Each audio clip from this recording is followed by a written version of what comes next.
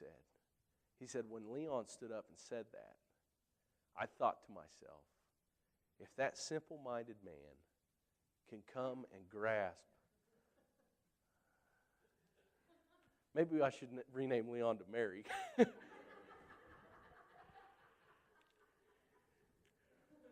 He said, if that simple-minded man can come and grasp the love of God, how can I not come to that understanding? God absolutely uses the foolish things of this world to show us His love and mercy. He does that for a reason. In verse 29, Paul gives us that reason. He says, the reason that God uses the foolish things of this world is that so that no man may boast before God.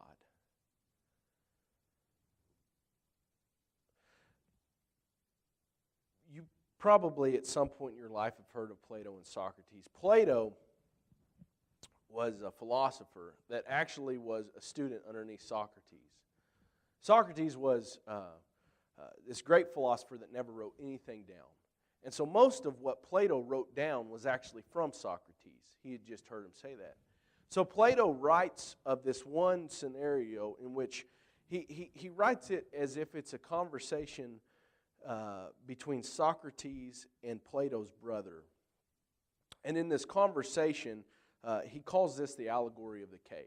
Some of y'all may remember back from 11th grade literature class. But the allegory of the cave is essentially Socrates is telling Plato's brother about how he feels like everyone in the world is in chains. And in their chains, they're facing a wall. And on that wall, there's shadows. And so everyone begins to see shadows for reality. But Socrates himself felt like he had escaped those chains and gone out and saw the world for what it was. And so for the first time, Socrates saw trees. And for the first time, Socrates saw birds. And when he came to the understanding that all of his life, all he had seen was shadows, and now that he had escaped and could see things for really what they were, his mission in life was to go back and get the people who were looking at shadows, help them free themselves from chains, and to go out into the real world. Socrates felt like he came to this understanding from his own intellectual mind.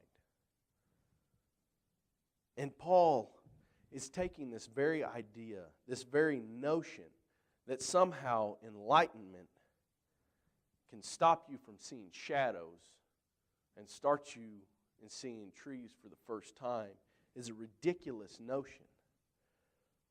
Paul goes out to show that God uses the foolish to prove the wise wrong so that we as men cannot stand up and try and be equal with God. Paul says in verse 30 that the only power is Jesus, that it is only through Jesus that we see God's wisdom, God's redemption, God's salvation. It's nothing that we can do.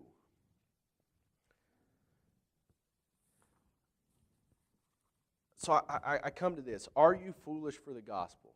That's what I pull away from this. Are you foolish for the gospel? And this is what I mean.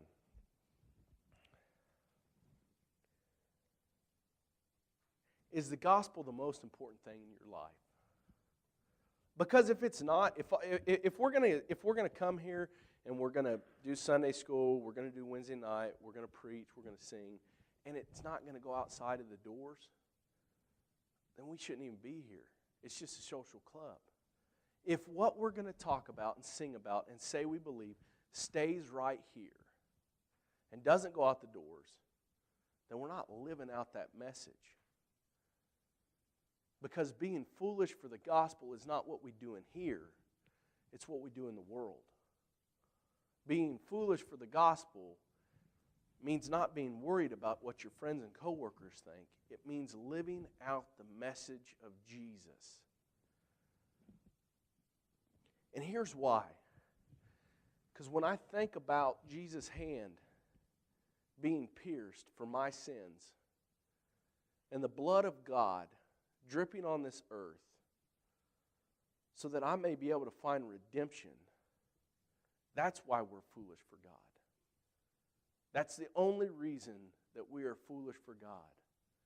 Because we understand that we don't love God first, that God loved us first and made such a sacrifice as to send His own Son to die. And in fully knowing that, if I can approach the people I work with and my family around me with the message of Jesus, if I can't do that,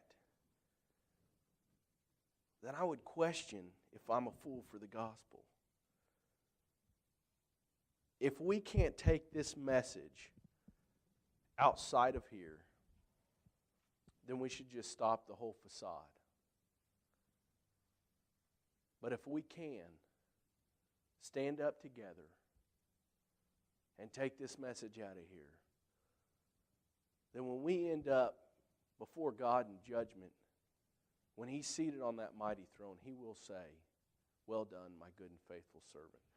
The question I leave you with is, are you foolish for the gospel?